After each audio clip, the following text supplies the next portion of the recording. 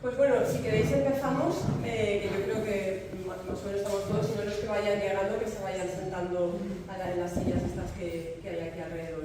Lo primero de todo, millones de gracias por haber venido. Nos hace muchísima ilusión que estéis aquí y que compartáis estos ratos con nosotros, que nosotros pretendemos hacer pues, estos encuentros que hemos programado, que no son para formar la opinión en nadie, sino lo que pretendemos es que generen reflexión sobre temas de actualidad.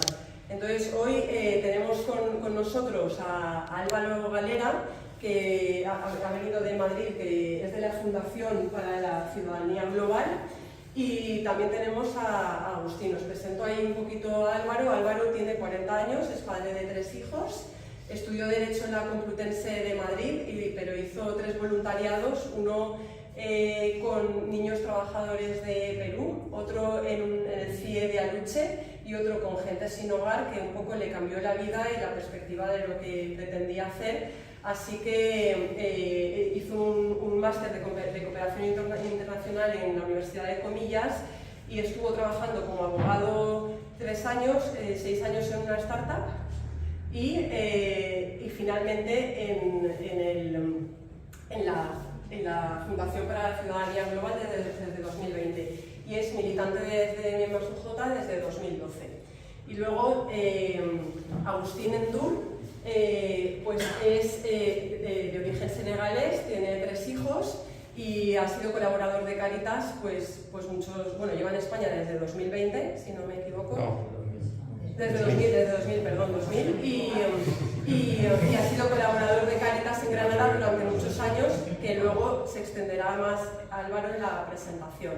Entonces, si os parece bien, pues Álvaro nos va a contar.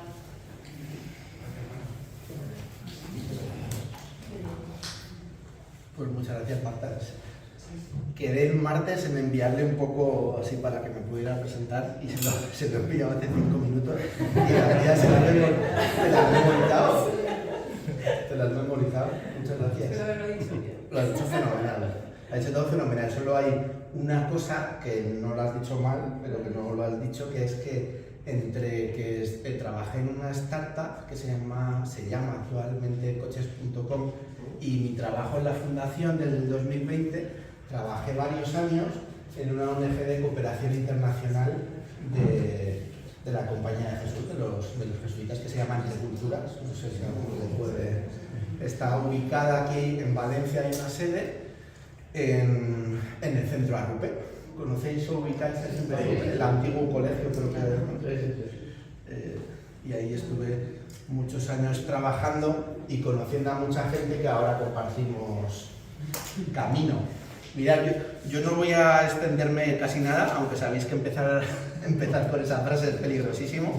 Y cuando empieces así, te cortaremos. Es muy directo y corta.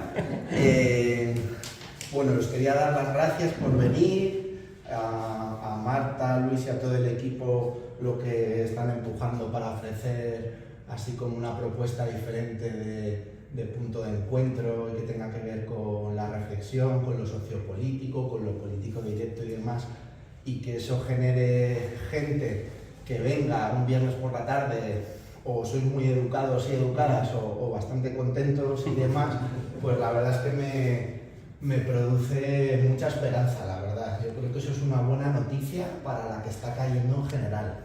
Y ahí me quería parar un pelín con el concepto de esperanza.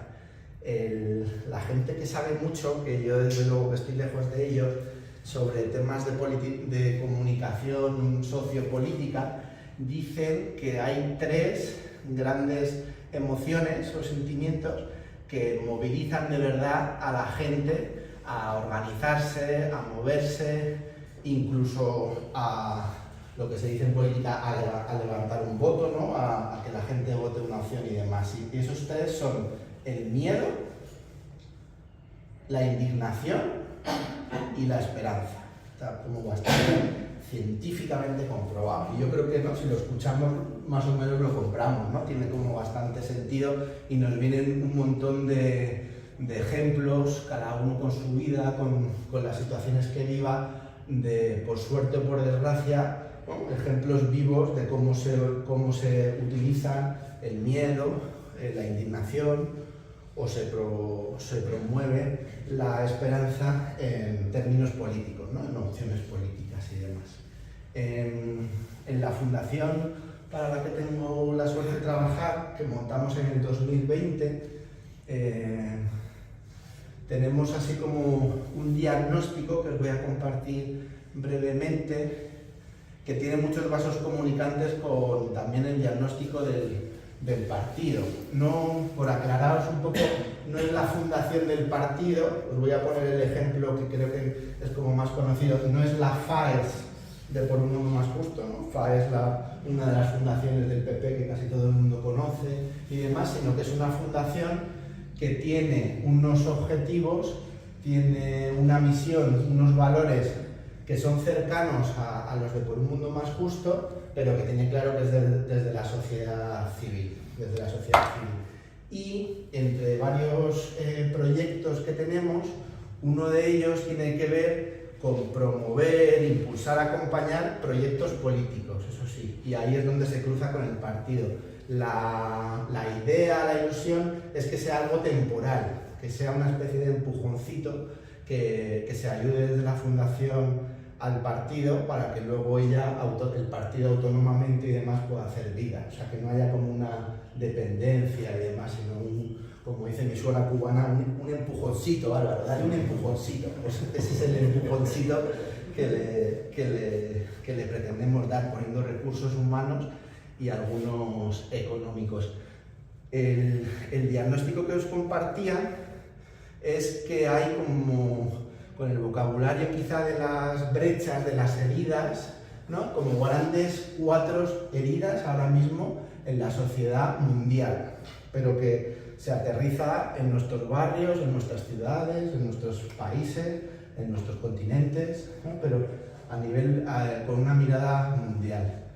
La primera sería una brecha que tiene que ver con todas las personas que sufren, con los colectivos más vulnerabilizados, con la creciente tasa de desigualdad que sabéis que se mide, el índice Gini.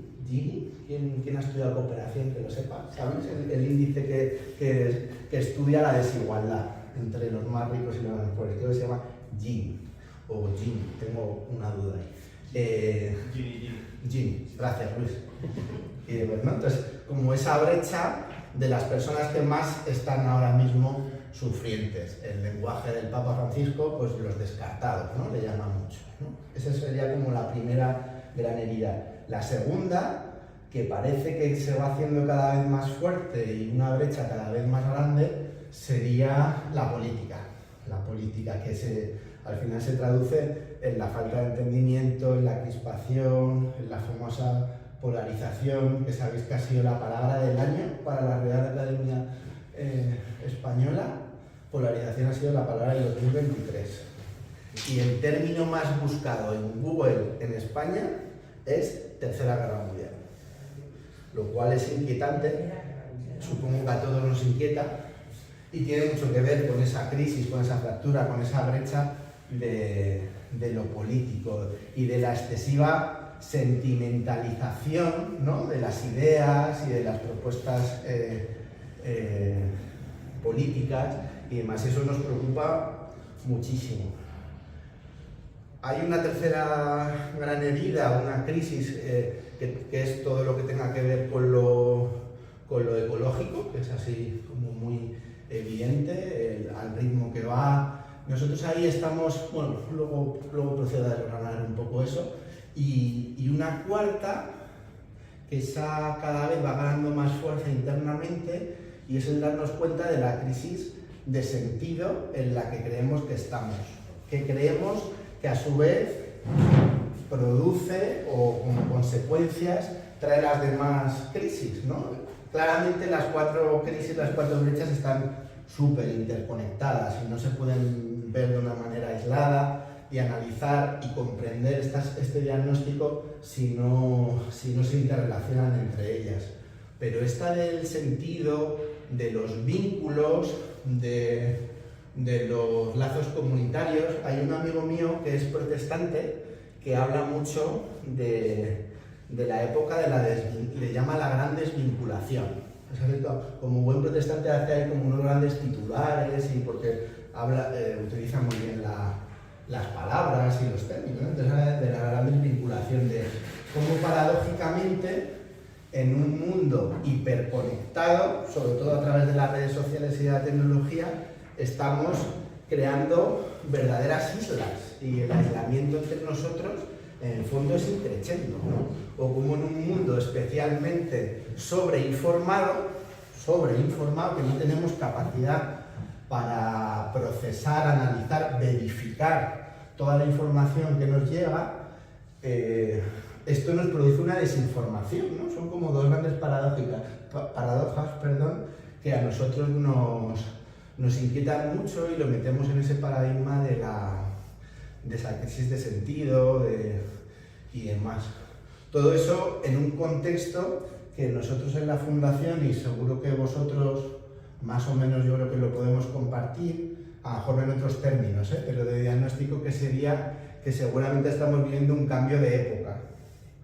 Cuando se vive un cambio de época, en principio no es tan fácil ser consciente que se vive en un cambio de época, ¿no? Sino que eso es la perspectiva y los años y el mirar atrás ya sí que favorece, y los libros de historia y demás, localizar los hitos que hay en la historia.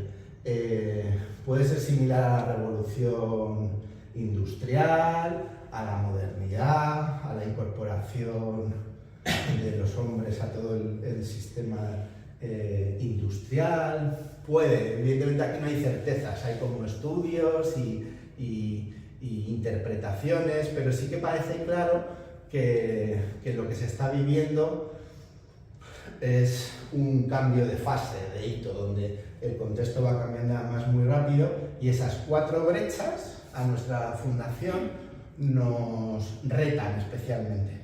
Como somos pocos, como somos conscientes que vamos a llegar para lo que llegamos y que ese diagnóstico es muy ambicioso, pues consideramos que iremos poquito a poquito, como el colibrí, que luego nos introducirá a ese ave Agustín, haciendo lo que creemos que tenemos que hacer y, bueno, intentando poner así como los huevos en las cestas que creemos que pueden tener más impacto para cambiar cosas.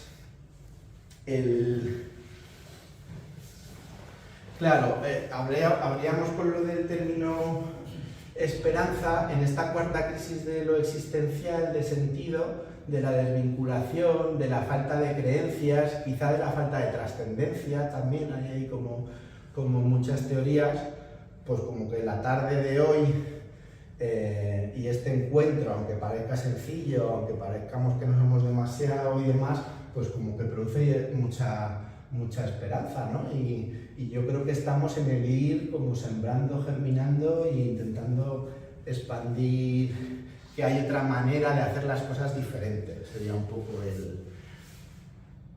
el este. Y sobre las 3 emociones que os contaba, nosotros estamos mucho en no querer utilizar el miedo, nos da mucho miedo utilizar el miedo, nos parece francamente peligroso, y por desgracia seguramente sea en política hoy día la emoción más utilizada. Y ahora mismo hay un porcentaje muy importante de la población que vota por miedo.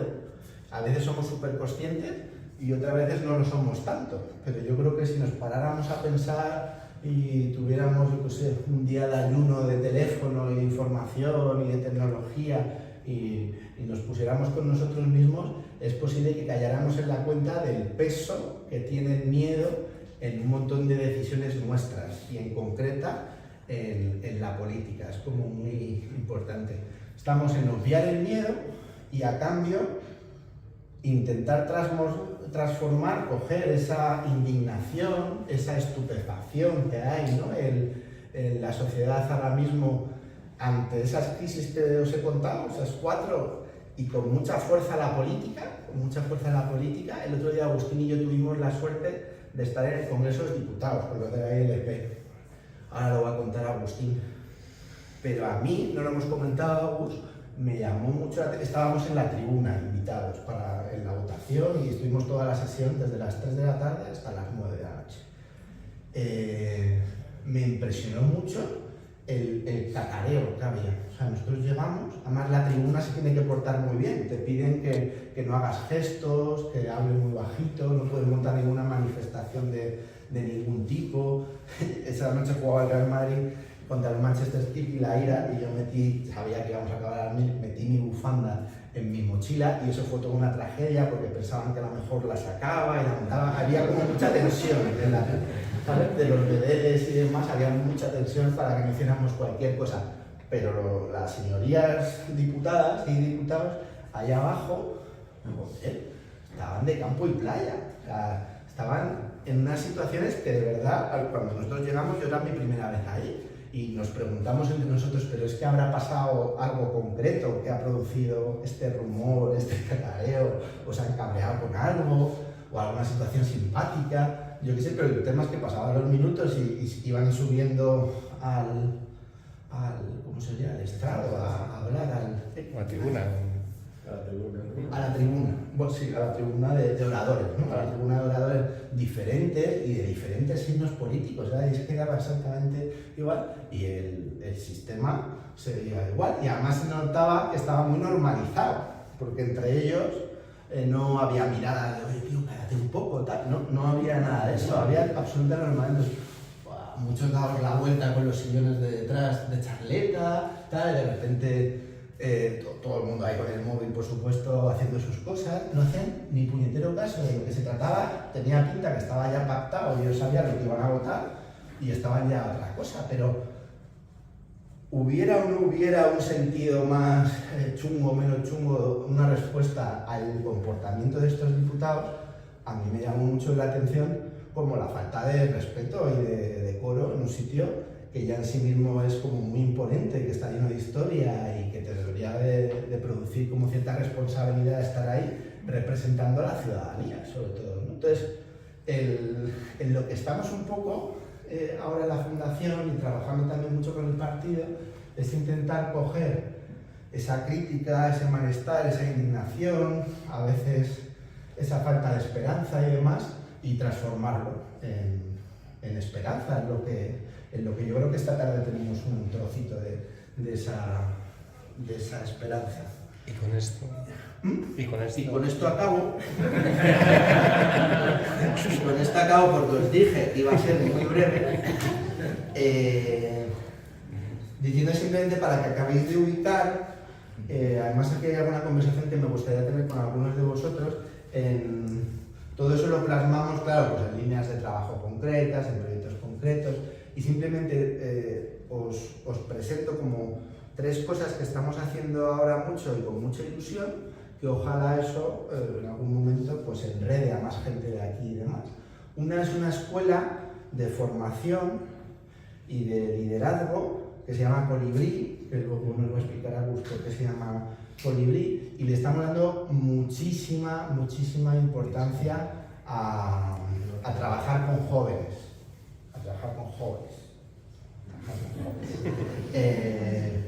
Haciendo alianzas con otras instituciones y demás, e intentando escuchar y comprender la desafección brutal que ahora mismo hay con la política desde la gente más joven, y de todas las edades, ¿eh? Pero es verdad que en los jóvenes los datos son impresionantes y es normal que lo sea, ¿no? E intentando pues darle como una vuelta a eso. Agus os va a contar la ILP seguro, que estamos muy contentos, donde había ese cacareo, ¿no? En el fondo era para una buena noticia, que era votar, que siguieran los trámites parlamentarios. Y lo último ya y más es un centro de estudios que se llama Robin, que está muy incipiente, pero que tiene el objetivo de generar pensamiento crítico. Y eso nos parece como especialmente crítico en el momento en el que estamos y en el diagnóstico que hacemos. Porque entre la polarización, la sobreinformación, que a su vez es desinformación, y el sentimentalismo que hay, y las modas que hay, también ideológicas y con mucho dinero detrás, y mucho lobby, y muchos negocios detrás, aparentemente cosas buenas y luego habría que verlas, creemos con firmeza que hay que promover espacios como el que están intentando promover la gente de la sede de aquí de Valencia, para que con mucha libertad y con datos, con rigor, con análisis, no tanto con percepciones o sentimientos, vayamos como analizando las cosas e intentándoles dar respuesta. Doy paso al importante de la tarde, que es Agustín Endur. Ya la ha presentado un poquito Marta. Sí, o sea, yo simplemente quiero destacar lo que a mí me dice Agustín, ¿vale? Que ojalá eso pues lo captéis esta tarde o en otro momento de vuestra vida. Agustín es una persona tremendamente sencilla y humilde, que va caminando humildemente por la vida, que vino hace ya más de 20 años pasando por Portugal y luego llegó a España. Tiene una historia de migración muy potente, que al pobre le pedimos muchas veces que hable de ella y que hay cierto exhibicionismo. Una persona muy discreta y muy tímida, que no le es fácil ponerse delante de la gente a hablar, y menos de cosas así como tan fuertes y tan suyas de su vida, pero que tiene muy claro que tiene una misión y un mandato en la vida, que es intentar que gente que está igual de jodida, perdón por la palabra, que lo estuvo él, deje el Estado. Y claro, eso con su historia de vida pues es una bomba de relojería que tiene mucha fuerza, que además en los últimos tiempos está cogiendo mucha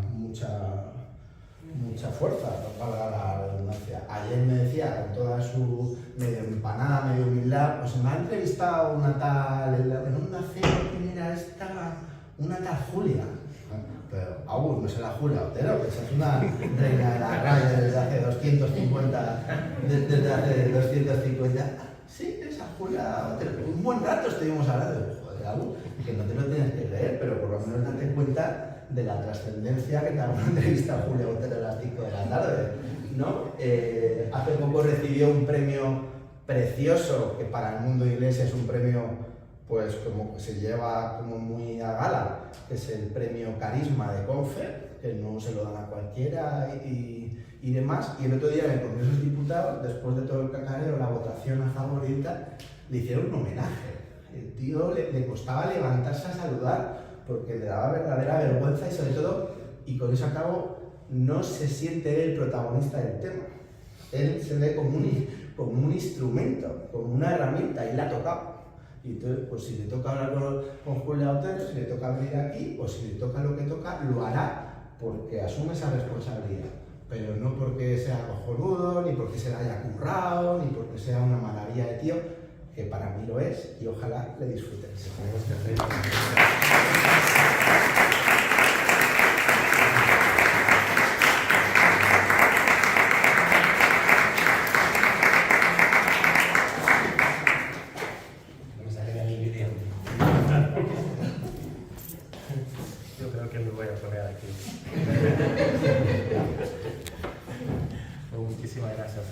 Muchísimas gracias por acudir. El protagonista no soy yo ni de coña. Sois vosotros que habéis organizado este encuentro, que espero que va a ser muy enriquecedora, porque al final de eso se trata. De hecho, no me voy a alargar como Álvaro, porque considero que siempre las preguntas, las aportaciones, el diálogo, siempre es más enriquecedor, porque si no, yo me puedo enrollar y salir completamente del tema y ir a los cielos de Úbeda y volver. Así que, pero estoy muy contento, estoy muy contento con esa gira que me han encomendado, la Fundación para la Ciudadanía Global, y me siento muy afortunado, porque en el momento que nos toca de hoy hablar de la política del encuentro, para mí es un privilegio, porque es un camino donde nunca deberíamos de salir, porque de eso justamente se trata la política. Encontrarnos, dialogar, buscar vías comunes para el bien común, para el bien que todos los seres humanos que somos anhelamos. Cualquier ser humano que nazca en Bangladesh, en Senegal, en China, lo que anhela es estar bien. estar bien consigo mismo, con su familia, con su sociedad. Y en eso sí que los políticos fallamos. Fallamos porque vamos a lo nuestro. Pero también eso es el reflejo de la sociedad, porque nosotros mismos nos cuesta ceder. Nos cuesta muchísimo ceder, nos cuesta perdonar, nos cuesta dialogar, nos cuesta tener una escucha activa. Una escucha activa. Cuando habla con una persona y te está escuchando, se nota y se siente. Pero como ese yo mismo, yo y después yo nos ha invadido tanto, eso se refleja en lo personal, en lo ambiental, nuestra familia, incluso en lo institucional y en lo internacional. Mucha de la guerra que vivimos es debido a eso. Es debido a eso. Quiero más y más y más y más. Y si hace falta que te pisoteo para tener más. Tenemos que hacer un parón, mirarnos y ver hasta dónde queremos ir. Eso que estamos viviendo es realmente lo que queremos. Queremos seguir constantemente en conflicto, no nos cansamos. Hay que hacer un parón. Hay que hacer un parón, pausar, dialogar y mirar realmente lo que nos une, porque eso es lo importante. Diferencia hay un montón. Por eso en el partido es eso que tenemos en el ADN de dialogar, lo llevamos a rajatabla.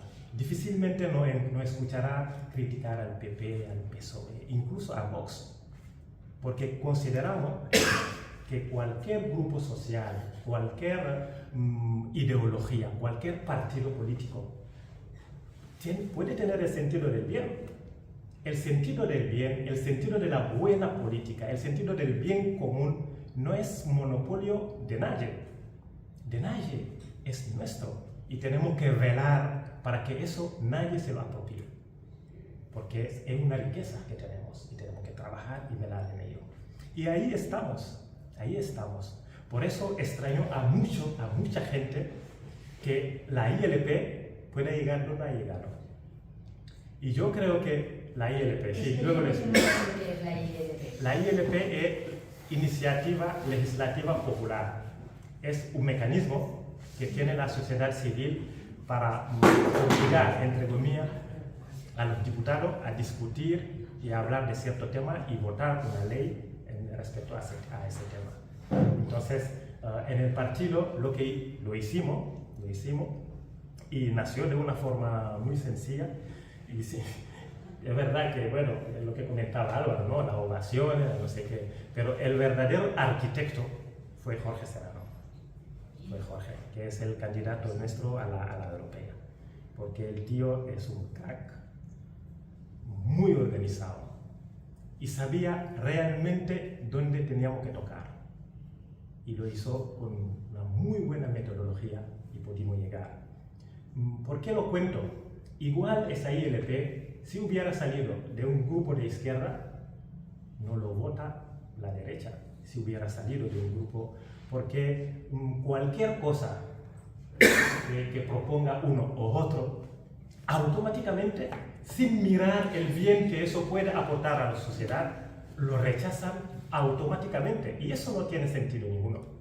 No tiene sentido ninguno. Cualquier cosa que propone el PP, lo rechaza el PSOE. Viceversa. No tiene sentido. Yo creo que lo que hemos hecho ha sido historia. Ha sido historia. Porque hace mucho que estos bloques no votaban juntos. Y yo creo que también ahí está la fuerza de lo pequeño. La fuerza de lo pequeño. Y esa constancia y eso, saber que esto es lo bueno para la sociedad, para los hermanos empobrecidos, y poner el foco ahí. Porque siempre lo cuenta Jorge, o sea, en los grupos que estaban recogiendo firma, aparte estaba Cáritas, pero estaban los soviets de Getafe, o sea, más polarizada no puede haber. Son grupos comunistas. Soviet de Getafe. Son grupos muy a la izquierda, que tuvieron que caminar con la conferencia episcopal. Es una cosa ilógica, pero lo pudimos hacer. Lo pudimos hacer porque partimos desde la sencillez. No solamente partimos desde la sencillez, pero también en muchos momentos dados pudimos ceder. Pudimos ceder. Porque llegó un momento que estábamos para tener la portavocía, lo que iban a hacer la exposición de motivos al Congreso de los Diputados. Y nos dijeron, como somos un partido político, pues no podemos representar a la sociedad civil, no podemos ser parte de la portavocía. Y fue un golpe, porque también, de alguna forma, eso nos hubiera permitido pues, una cierta visibilidad. Y fue heavy, fue muy heavy. Nos reunimos y recuerdo una frase que dijo Jorge, una frase bíblica que me gustó mucho. Dice, ¿te acuerdas cuando las dos madres se fueron a Salomón a llevar un bebé? Peleando, uno diciendo que es mío, la otra que no, que tal. Y una dijo, mira, que lo partamos en dos y que cada uno se lleve un cacho. Y la buena madre, la madre verdadera, dice, no, que se lo lleve él, que se lo lleve ella, porque quería salvar al hijo. Eso es lo que hicimos con la ILP. Mira, ¿qué más da que lleven la portavocía? ¿Qué más da? Al final, al cabo, aquí lo que nos ha movido hasta aquí son los hermanos que están viviendo en la indignidad de ser un mal llamado sin papel, en no representar nada, en no ser nadie. Eso realmente es lo que nos importaba. Dijimos, mira, la portavocía es lo que quiere. Y seguimos, y pudimos seguir. Y renunciar a esa, podría estar contando. Álvaro ha estado también ahí en la comisión promotora y ha sufrido, lo ha sufrido. Y eso, lo bueno que tienen los partidos políticos, es verdad que tenemos vocación de crecer, queremos crecer. Y muchas veces el miedo que me da no es que no crezcamos, porque vamos a crecer fijo, o sea, segurísimo. Pero el miedo que me da que perdamos esa cercanía que tenemos ahora, esa hermandad, ese tú a tú, ese cariño mutuo que tenemos. Eso es el miedo que tengo, que cuando crezcamos, cuando seamos muchos, que podamos perder eso. Y queremos poner mecanismos para que eso no pase.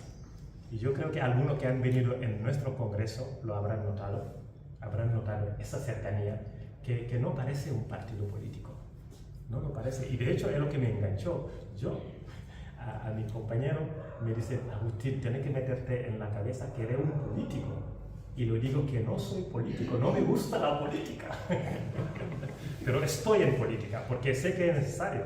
Porque en un momento dado, con el activismo, en protestar y tal, era necesario dar ese paso. Que es más difícil, más comprometedor, porque la política está tan embarrada.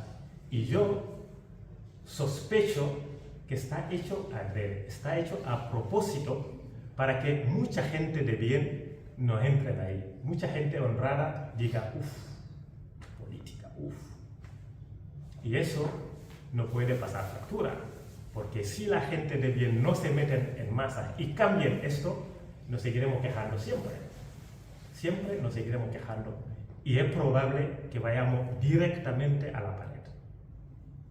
El comprometerse, yo vuelvo a insistir, no me gusta, porque te expones en el momento que entré, era el momento cuando Vox estaba a tope. Imaginaos, un negro que se presenta a presidente del gobierno.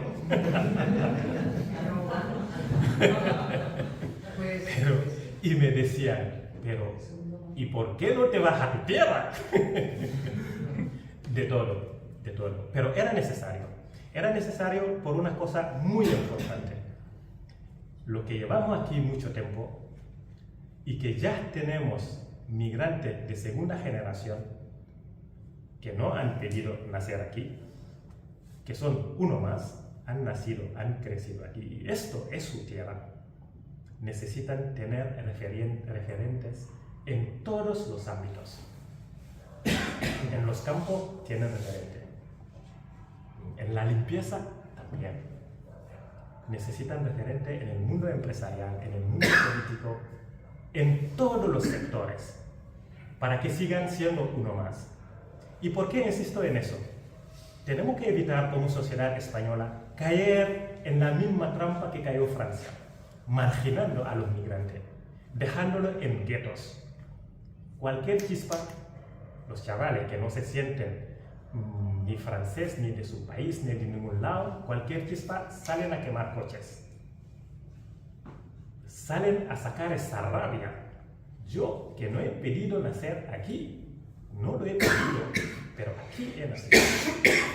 Esa gente, estos jóvenes, los tenemos no solamente ponerles referentes, pero también acompañarles en esos procesos, porque muchas veces se sienten perdidos. Muchas veces se sienten muy perdidos. Y tenemos aquí en España esa suerte o esa oportunidad de tener a Francia y poder aprender de sus logros y de sus errores. Y logros tienen mucho, pero errores también ha cometido. Ya en España estamos en la segunda generación. En Francia igual la cuarta o la quinta. Y esa segunda generación nuestra, si no la acompañamos bien, puede ser problemática. Puede ser problemática. Y entre todo, tenemos que ir empujando. Como el partido, o sea, siempre digo que no hemos esperado estar en las instituciones para incidir políticamente. Porque lo hicimos en el 17 era, ¿no? Si me equivoco, me corrige Álvaro, con los refugiados sirios. Montamos, entonces teníamos una representación en la Unión Europea, pudimos montar ahí un tinglado fuerte para que esa acogida que estaba pactada con los Estados europeos se respete. Y montamos ahí una gorda. Pero también con los niños de Melilla, que no estaban escolarizados, porque no tenían papeles. Ese derecho tan básico que tienen todos nuestros hijos, esos chavales no lo tenían. También la volvemos a montar para que puedan estar escolarizados. Porque consideramos que un niño sin escolarizar es una gran oportunidad que perdemos todo como sociedad humana. Y os voy a poner un pequeño ejemplo. Imaginaos un chaval de Senegal que está ahí en su aldea lavando en su río, su ropa y tal, sin tener la oportunidad de estudiar. ¿Quién sabe si ese chaval, el coeficiente intelectual que tiene, es el único que puede desarrollar la vacuna del cáncer o de cualquier enfermedad? ¿Quién sabe? Esa niña, si no tiene esa oportunidad de estudiar, perdemos todo como sociedad humana. Por eso era importante luchar por aquello. Pero también lo hicimos con la ILP, con los inmigrantes sin papeles, lo que empezamos antes. Por eso siempre digo, por eso llevo el colibrí. El colibrí me ha dicho Luis, o lo cuento o nunca me vuelva a invitar en Valencia. Y como yo quiero volver, os lo voy a contar. Era un incendio bestial en la selva. Yo creo que era en la selva de Ecuador, me parece. Y todos los animales salieron corriendo. Salieron pitando, cada uno por un lado, porque aquello era insoportable. Y de repente aparece un pajarito yendo del lago al incendio y del incendio al lago. Y llevando en su piquito una gotita. Venía, iba y venía, iba y venía. Y de repente se paran los animales. ¿Pero qué hace el colibrí? ¿Pero tú estás loco que te va a quemar? ¿Qué hace? ¿Estás loco? El colibrí sin caso, iba y venía. Y de repente se para y le dice, yo hago lo que me toca hacer.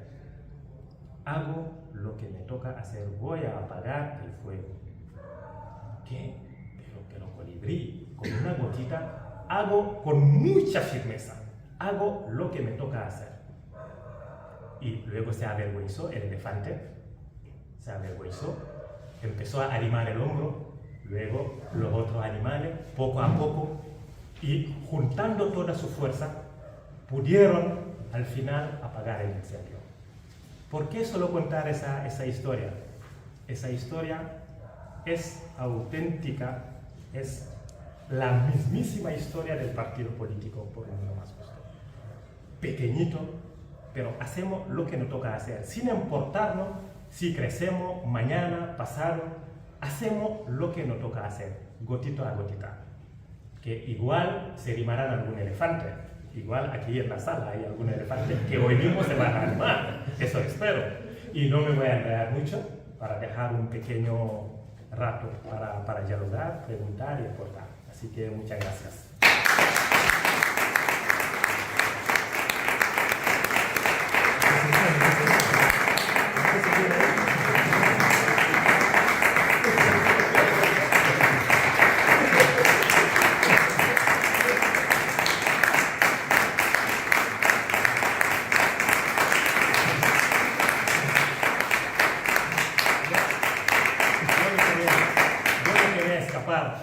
Me quería meter debajo de la silla y me dice Marta, no. No te preocupes, le podemos preguntar si tenéis algo que queráis preguntar. También podéis preguntar a Álvaro, que sabe más. Yo sí que quería hacerte una pregunta, Agustín. ¿Qué diferencia, o sea, qué sientes entre no tener papeles y cuando te dieron los papeles? ¿Qué diferencia hay? Es fuerte, es fuerte. Porque yo recuerdo, o sea, yo cuando no tenía papeles, de algo tenía que vivir. Entonces, vendía sede, no sé si os acordáis de aquellos sede de los senegaleses que ponían su manta ahí y tal.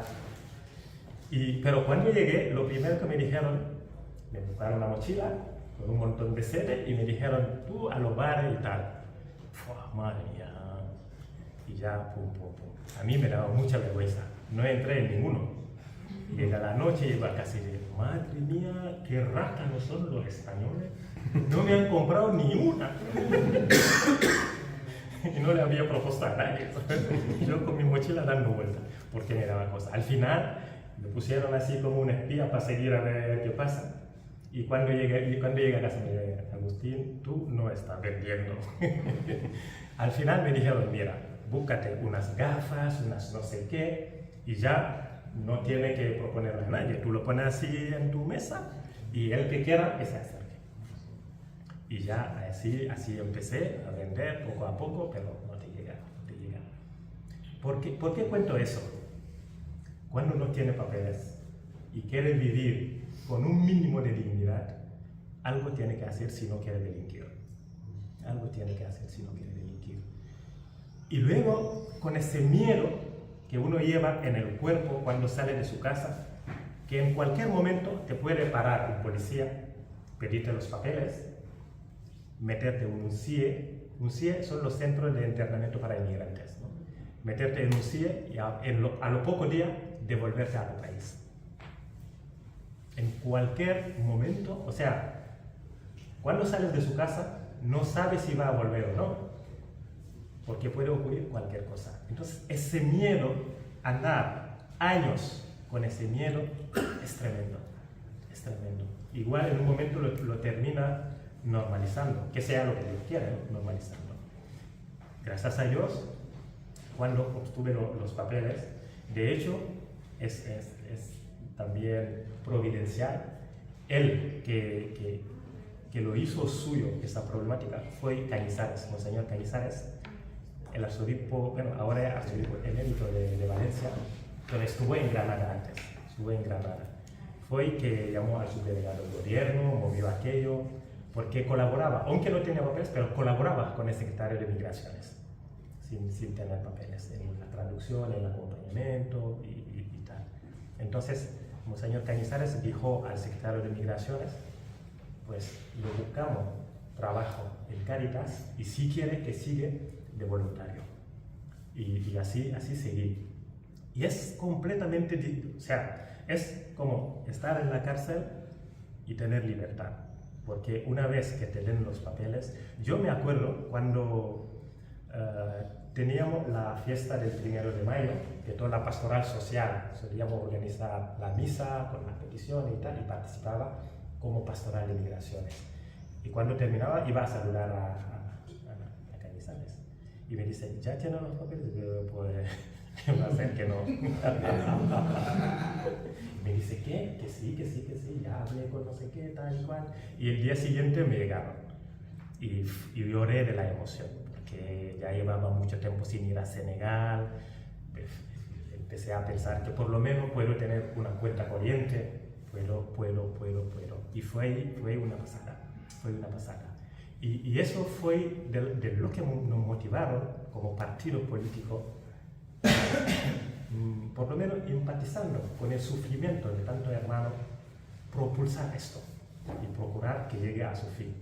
Pero sí, es muy diferente que uno tenga papeles y no tenerlo, porque no puede ni viajar, anda con mucho miedo y es muy complicado. Así que, sí. ¿En qué año los obtuviste? ¿Eh? ¿En qué año los obtuviste?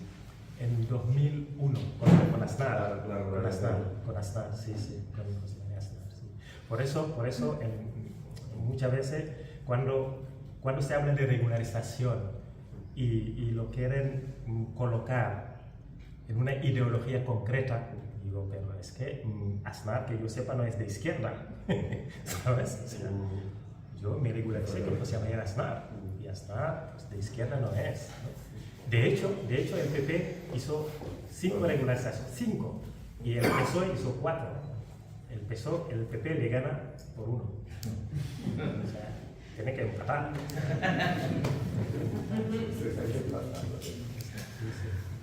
¿Qué compromiso tiene el partido para solucionar problemas como tu país, que tuviste que irte, para que no tenga que salir o salga el que quiera con esa regulación?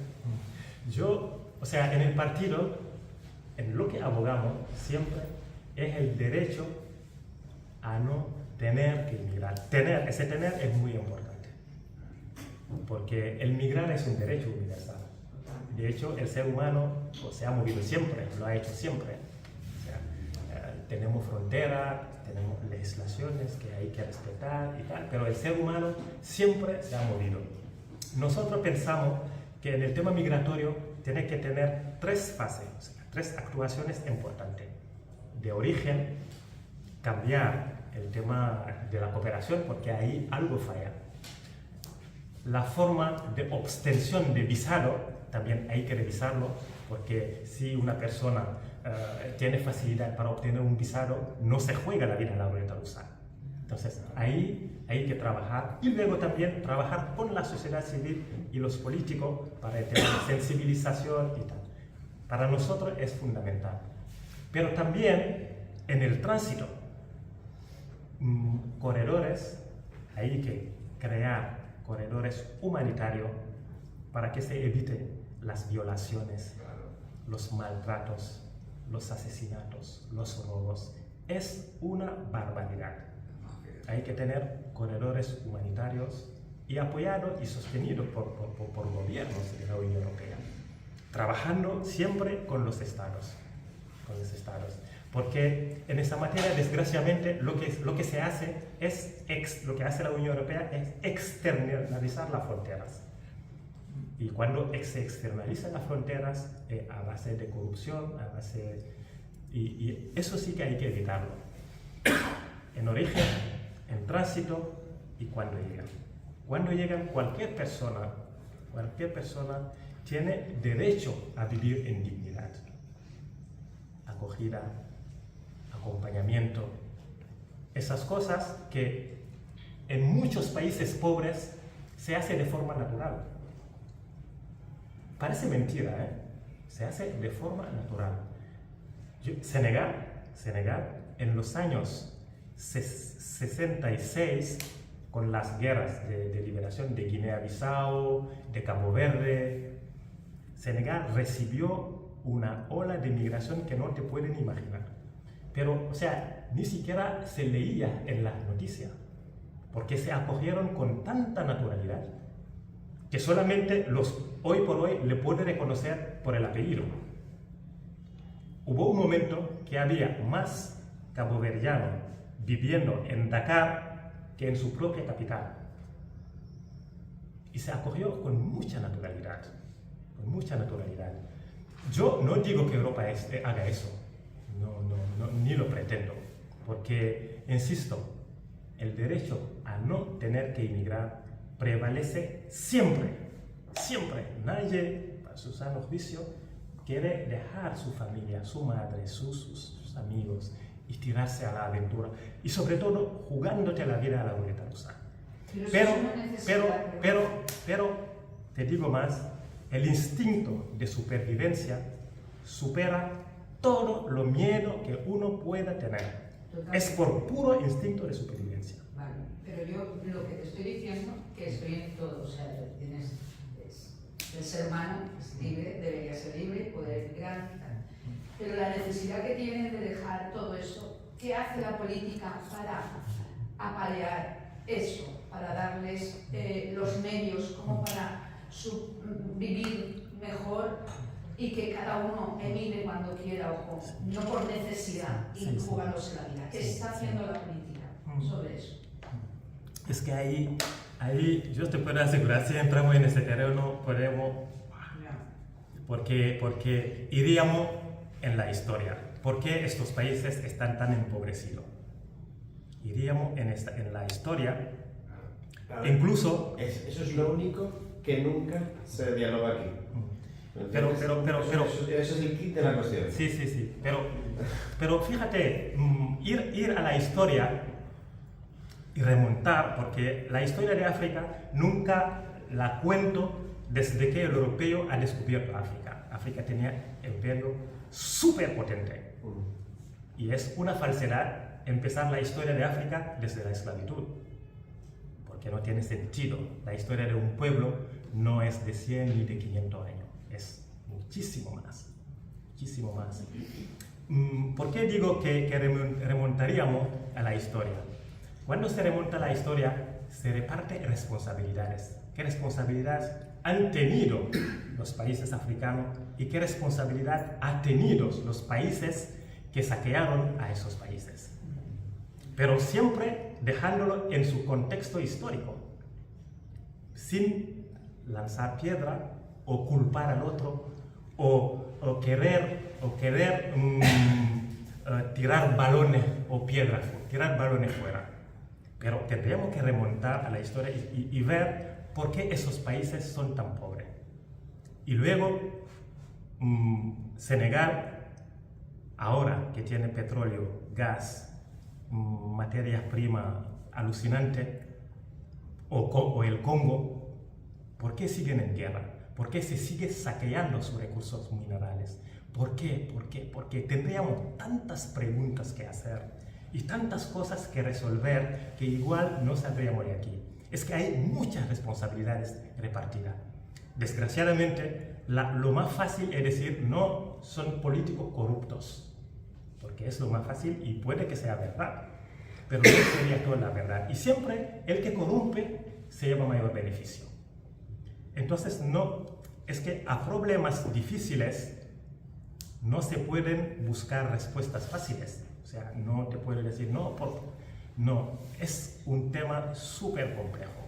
Pero lo que sí está claro, el derecho a no salir del país tiene que prevalecer, siempre. Pero si no te queda otra, que te busquen condiciones para que no te juegues la vida. No sé si te... Sí, el mismo derecho de salir y de volver, eso es un derecho. Eso es. No, por eso... Que tenga la posibilidad de poder elegir, no yo necesidad. Y fíjate, es que el tema, lo triste en todo eso es que hay buenos pasaportes y pasaportes que casi no valen nada. Porque cualquier hijo de vecino que estamos aquí, si su hijo quiere ir a donde sea, va y le sellan el pasaporte, inmigra y va donde le da la gana. Pero los africanos pues no tienen el buen pasaporte.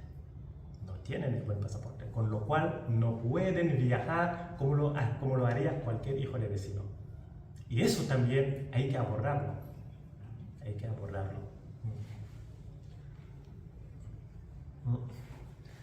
Pero podéis preguntar a Álvaro también, ¿eh? Por eso ha venido de Madrid. Quería que nos contaras un poco, pues muchas veces se dice que, bueno, pues si está ilegal, pues se le devuelve a su país. cuando a una persona que ha venido con lo que le ha costado venir se le devuelve a su país, ¿qué siente? O sea, ¿qué supone para esa persona? Un drama muy fuerte, muy fuerte. Ha habido suicidio, gente que se ha vuelto loco porque te lo ha jugado todo, al nivel económico, al nivel social, y te ha ido. Te ha tirado a lo mejor 5 años cruzando desiertos y tal, y te devuelven mucho, no se atreven ni a llegar a su casa por no ser un fracasado social. Es un drama, es un drama. Y desgraciadamente es un tema que nadie contempla, ni en origen, ni lo que te devuelven. Nadie lo te han dejado en manos de Dios y ahí lo tienen, ¿no? Y es muy triste, es muy, a mí son de las cosas que me parten el alma también. Y junto a mucha gente que vemos aquí, paisano, que me imagino con tanto sufrimiento desquiciado, o sea, cada vez se ve más a inmigrantes sin hogar. Antes no se veía, pero cada vez se ve y además se nota con una cierta deficiencia, ¿no? Y eso no se veía. Y siempre me pregunto, ¿qué drama habrá sufrido? ¿Qué le habrá pasado? ¿Qué drama? Me lo pregunto muchas veces. Y es muy triste, ¿eh? El devolver es tirar un proyecto de una vida entera, tirarlo en unos minutos, tirarlo a la borda en unos minutos. Es súper duro y muy injusto.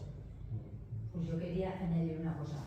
Cuando cogen a la gente y la deportan, no es a su país, es a África. Muchas veces es un país africano que está a la otra punta del otro y tiene que hacer el recorrido de vuelta a su país tan horrible como han hecho. Claro. Lo que hacen es, cuando había muchos CIEs, en Valencia hay uno de los pocos que quedan, y no sé si es el último lunes, no sé bien el día, pero hay un día en la Puerta Azul, que se llama la Puerta Brava, se reúne la gente para pedir que se cierre el CIE, porque están en condiciones infrahumanas y no han delinquido y es como una cárcel. Y entonces a mí me explicaron que lo que hacen es que cuando estaban todos los CIE de España llenos, el gobierno paga un avión, lo fleta, y en un país africano da igual, el que deciden ellos más barato, eso ya no lo sé. Y ahí los dejan y ya te buscan la vida, y ya 2.000, 3.000 kilómetros que haga falta para ir a su país. A mí me ha dejado consternada lo que has dicho, que en mi propio país no den la opción de dar un pasaporte.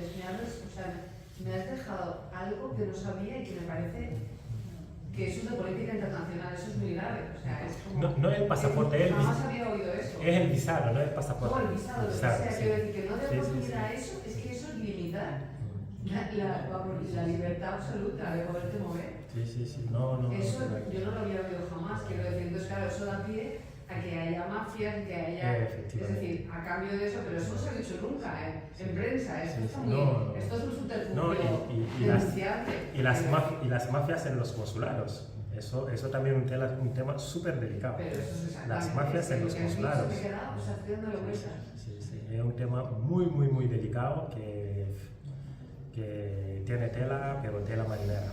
Sí. Es complejo el tema migratorio, es muy complejo. Pero muy complejo porque es África.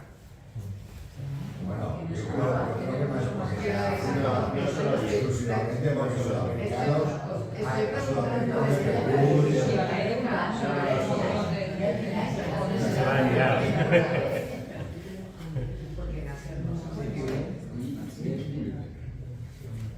Coincido totalmente con Álvaro que tu testimonio es muy potente, pues porque has vivido la situación de los que viven ahora, ¿no?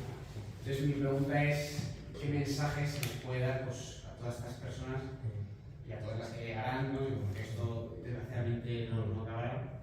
Un mensaje de esperanza, ¿no? Bueno, pues como tú lo has vivido, ¿qué podemos decirles, ¿no? Cuando se encuentran en esa situación inicial de que acaban de llegar y les queda un proceso largo y algo, ¿no?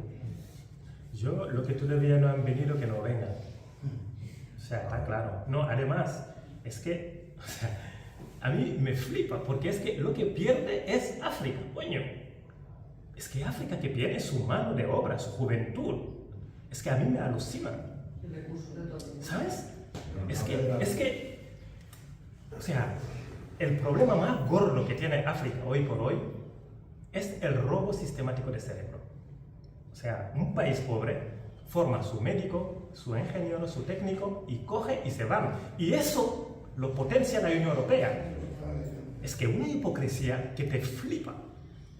Es que potencia la migración selectiva, porque eso lo copió de Canadá, lo copió y yo me acuerdo en el año 2007, Frattini, que era el secretario de la Seguridad de la Unión Europea, decía que la Unión Europea, para competir con los países emergentes, necesita de su cerebro. Es que lo quiere robar. Pero ¿sabe lo que cuesta formar un médico? ¿Sabe lo que cuesta formar un médico? Es que hay más médicos nigerianos ejerciendo en Inglaterra que en Nigeria. Pero es una barbaridad. Pero eso ya pasa. Está pasando en España. En España lo está empezando a entender. Porque no se quiere volver a subir. Sí. El que se gasta el dinero es el país donde van a estudiar, se gasta el dinero para darle la educación y sin embargo luego se quedan y no se van a su país. O sea, que el problema Pero es para África. que puede ser el drama, puede tener un impacto político de allí, los políticos africanos. Pero, a ver, ¿qué hace?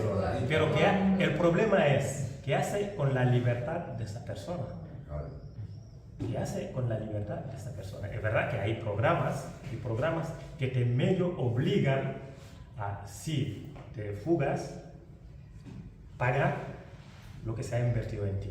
Hay ciertos países que están haciendo esos programas y tal y tal. Pero el drama que supone a África, que su juventud se vaya, que su cerebro se vaya, es bestial. Es bestial. Yo no quiero que vengan. Yo lo que quiero, porque es que ningún país ha desarrollado a otro. Un país se desarrolla a sí mismo. Ningún país. Podemos hablar de cooperación, todo lo que quiera. Acompañamiento, sí. Pero un país se desarrolla por sus hijos. Un país se desarrolla por sus hijos. Y es así.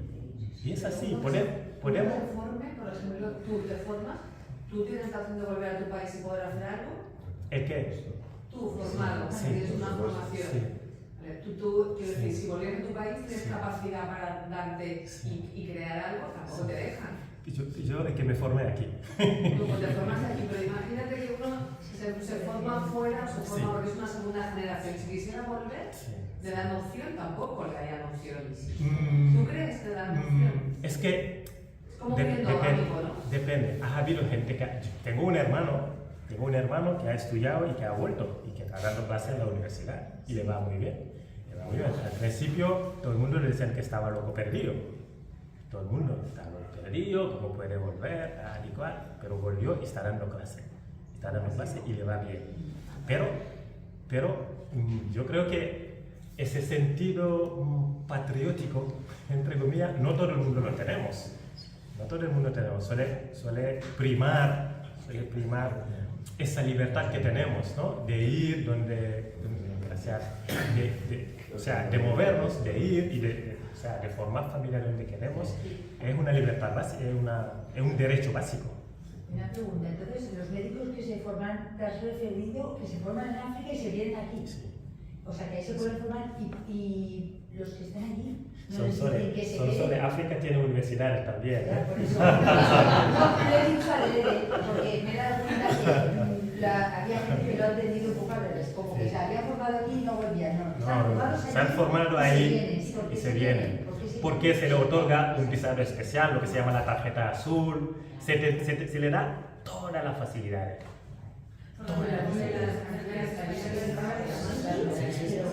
Vamos a ir acabando unas últimas preguntas. Tenemos dos preguntas. Dale, Mike. Dale, Mike. Para Bárbaro. Vamos. Porque escribiendo el eslogan defiende la pobreza en el mundo solamente sin política, has empezado hablando de esperanza como emoción para mover el voto y me gustaría saber cuál sería el eslogan para esa decisión, cuál sería. Si estuvierais en el poder, ¿qué decisión tomaríais para acabar con esa pobreza? Joder. Seguro que estabas ahí un poco empanado, ¿sabes? Pero relajado, ya estaba pensando en la caña. Sé que no es fácil, ¿eh? Sal al ruedo, Una pregunta difícil, no se puede dar una Sí. respuesta. Eso. No, esas salidas las maneja mucho mejor Agustín. Bueno, yo solamente, sí, yo me remonto a cuando se crea el partido, que se crea en el 2004 con una resaca, larga la resaca, porque esto pasó en los 90, que seguro que muchos recordáis, del tema del 07. 07. Las acampadas que hubo, ¿no? Y en muchos sitios, en Madrid yo las viví como un niño pequeño que iba a un cole, que curas de su cole se iban a manifestarse y a tener huelga de hambre. Uno de hecho falleció, me acuerdo perfectamente, llegó hasta el final para el tema del 07. De hecho el partido se intentó llamar 07 ya, pero como era el nombre de la plataforma civil, pues nos dijeron que nos buscáramos otro nombre y nos buscamos este. Entonces, respondiendo a tu pregunta, y aunque claramente es una línea y es incompleta, porque aquí se trata de un montón de políticas, ¿no? Holísticas que vayan de la mano, creemos que si ese compromiso que jamás se ha alcanzado, lo máximo ha sido en el 2009, creo, 2010, el 0,35% del PIB, ¿no? El 0,7% del PIB es el reclamo, lo máximo que hemos llegado es 0,35%.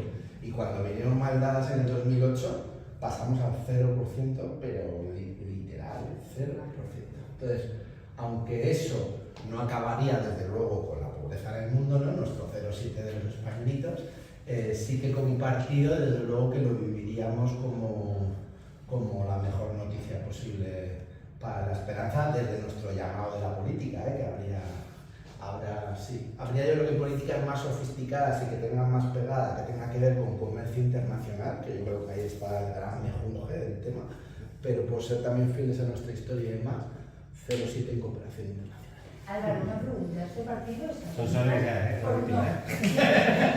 partido es solo católico? ¿Se habla mucho de la iglesia y tal? Vale, eso me gustaría que lo explicaras. No, no es católico, lo que pasa es que tiene unos orígenes que no fue 100% ni mucho menos, pero hubo muchas personas que estaban acampadas en diferentes lugares de España con el 07 y ahí había mucho movimiento de sociedad civil y una buena parte de iglesia, de parroquias, de Cáritas, de ONGs y demás. El partido se declara pluriconfesional, que necesitaría más de 20 segundos para definirlo, porque es un término casi de primera de joder, que es un partido pluriconfesional. Tiene la certeza, Luis sabe más que yo de esto, porque ha sido de las personas que ha abanderado este rasgo del partido, que para nosotros es muy original y es muy actual. Al final creemos que entendemos que hubo un momento que ser confesional ayudó mucho a la hora de llegar a acuerdos, de respetarnos y demás, con todo además este tema de la violencia.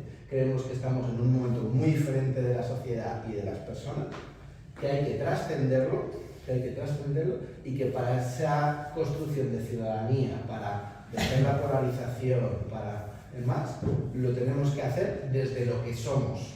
Y en lo que somos, y ahí entra lo pluriconfesional, ¿vale? Está las creencias religiosas, las confesiones oficialmente reconocidas y las que no tanto, y por supuesto el ateísmo y el agnosticismo. En el partido ahora mismo hay un 60% que se declara cristiano, porque tenemos una familia evangelista bastante importante también, hay un 60% que se declara cristiano, un 7% creo que está musulmán, un 7% otras creencias, confesiones, y el resto se declaran o agnósticos o ateos. Entonces esa es la fórmula. Lo que pasa es que nosotros ahí lo vivimos porque queremos ser como muy naturales y muy honestos. Entonces veréis que no medimos mucho si decimos que vengo de la parroquia, y lo decimos tranquilamente, porque no creemos que sea un elemento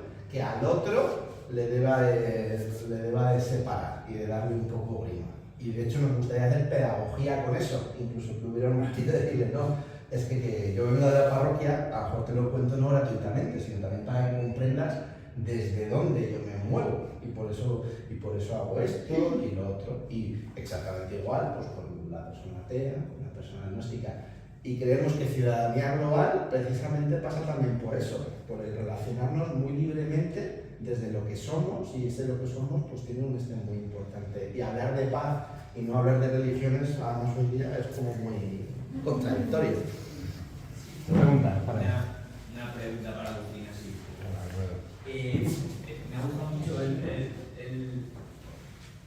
que tocaras el tema de las segundas generaciones, porque eso era el futuro. Y un poco que comparas el modelo francés, porque ahí es verdad que tienen ciertos problemas con esto. La idea es un poco, a pequeño detalle, si crees que hoy por hoy la sociedad española está preparada para dar visibilidad a esas segundas generaciones. Ya sé que tiene muchos problemas con las primeras, pero o al menos un pequeño rasgo para poder dar visibilidad a esas generaciones que son tan españoles como todos estamos aquí. Yo igual, es que yo tengo mucha esperanza y yo creo en el ser humano. Y además, yo lo que noto, la sociedad española por lo general es acogedora. Lo que pasa es que hay una minoría que hace mucho ruido, y luego se instrumentaliza también. O sea, a la diferencia de Francia, la sociedad francesa no es acogedora. O sea, en Francia hay un racismo social. En España hay un racismo institucional. Aquí la sociedad es más acogedora, pero en las instituciones difícilmente verá un negro o un hijo de inmigrante teniendo cierto puesto. Se mira mucho el apellido para darte según qué trabajo. Esas dificultades institucionales sí que la hay, pero por lo general, o sea, igual hablo desde mi cercanía, desde mi vivencia.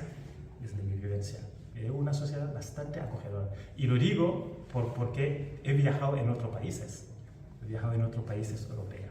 Por eso no creo que eso sea tan difícil. Pero hace falta que las instituciones también arrimen un poco el hombro para ver qué vía coger, para adelantarse a lo que pueda pasar, ¿no?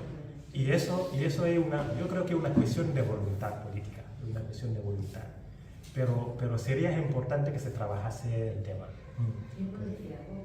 En Milán Navidad, profesorada en un colegio con 21 nacionalidades diferentes, o sea, tengo experiencia en el tema, y yo he sentido la satisfacción de profesores cuando han visto a un alumno inmigrante que ha colaborado con nuestro esfuerzo, y es lo más satisfactorio para un profesor. Y eso es maravilloso. Y la pena que hemos sentido es lo que has dicho tú ahora mismo, Agustín, que cuando ellos han hecho el esfuerzo, y yo tenía una alumna que sacó la carrera de Derecho con fotocopias, luego la administración, la justicia no ha dado el paso para coger ese esfuerzo. Pero España no es racista. Cuando vemos que los niños del instituto que tenemos enfrente de casa, Pepe y yo, que son todos sudamericanos, y vemos a los niños que se esfuerzan en estudiar, nos alegramos mucho. Ahora, cuando vemos a una como ayer, toda despegada y chillando como una loca, y dices, Dios mío santísimo, ¿cómo no le conviene, como a otro cualquiera? Pero el corazón de los españoles no es racista, a pesar de lo que diga, como este jugador del Real Madrid. Yo muchas veces hago una diferencia. Hay gente que es por desconocimiento, hay muchas personas es por miedo a lo diferente, porque no podemos amar lo que no conocemos. Hay mucho miedo a lo diferente, a lo desconocido y tal y cual. Eso lo hay mucho. Luego hay una pequeña minoría que tiene mucha mala leche. Y esa pequeña minoría, si no me odia porque soy negro o inmigrante, igual odiará al otro porque es homosexual o porque alto o bajo. Pero el caso es sacar esa rabia que tiene. son muy pocos, pero hacen un ruido que flipas. Pero son pocos. Los otros se puede trabajar, incluso se puede hasta entender. Y esa gente, yo conozco personas que al principio teníamos una distancia gorda. Y luego cuando te vayan conociendo, esa barrera van cayendo. Y eso es una experimental, ¿no? Pero luego, esa pequeña minoría de la que hablo, esa gente, yo creo que cambiar va a ser muy difícil que cambien, porque son gente que tienen mucho odio metido, y si no hubiera inmigrante, pues a lo mejor su odio le llevarían a otras personas. Agustín, me gustaría que acabaras, llevas una sudadera como un colibrí, has contado la historia del colibrí, cada uno tiene que hacer lo que tiene que hacer. Eso. Me gustaría que acabas diciéndonos si nosotros podemos ser cada uno un colibrí, o si cada uno de aquí puede... ¿Qué es lo que tenemos que hacer cada uno? Bueno, yo no soy nadie. Yo no soy nadie para decir lo que tiene que hacer cada uno. Pero es verdad que me gustaría que animemos el hombro. Si no somos colibrí, que seamos por lo menos elefante o lagartijo o lo que sea, pero que traigamos agua, porque el mundo va bastante mal. Y yo creo que la gente de bien tiene que empezar a comprometerse para ir cambiando las cosas. Yo creo que está en nuestra mano, no está ni en la mía ni en la de Marta. Es que es entre todos lo que tenemos que trabajar para cambiar ese mundo, si queremos realmente llegar a esa aspiración que es el bien que anhelamos entre todos. Cada uno tiene que... pero desde donde pueda. O sea, no quiere decir que vamos a empezar mañana... No se trata de eso. Cada uno tiene su propia realidad, personal, familiar, laboral y tal. Pero desde donde uno pueda, pues toda ayuda es necesaria. Y hasta ahí. Así que gracias.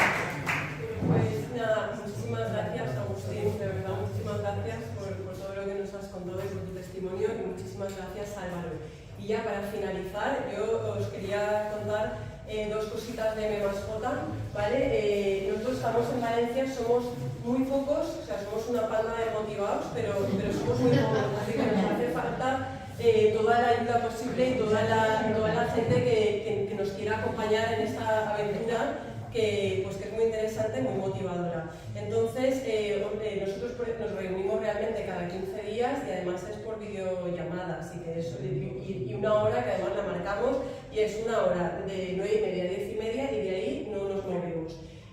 También hacemos un encuentro con jóvenes que es tardeo político, y como hablaba Álvaro de la desconexión que hay entre los jóvenes y la política, y nos gustaría pues que un jueves al mes se reuniera gente cada uno con sus ideas. Aquí no queremos gente homogénea ni ideas homogéneas, sino cada uno con sus ideas, pero que sea capaz de venir a dialogar entre jóvenes, que tenemos también una parte de jóvenes en M+J que son un poco los que movilizan ese encuentro de tardeo político.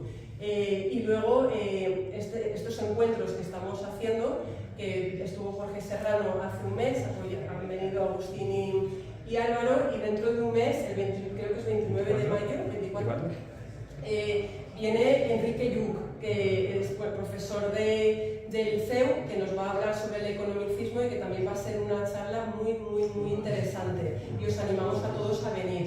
Y luego hemos dejado carteles, ahí detrás, y luego a la salida tenéis unos carteles que en lo que buscáis a Wally, ¿vale? Ahí entre la gente que hay en la foto hay un QR, y si alguien tiene la necesidad imperiosa de afiliarse, le da el QR y se afilia. Y nada, así que gracias, y os esperamos dentro de un mes en la próxima.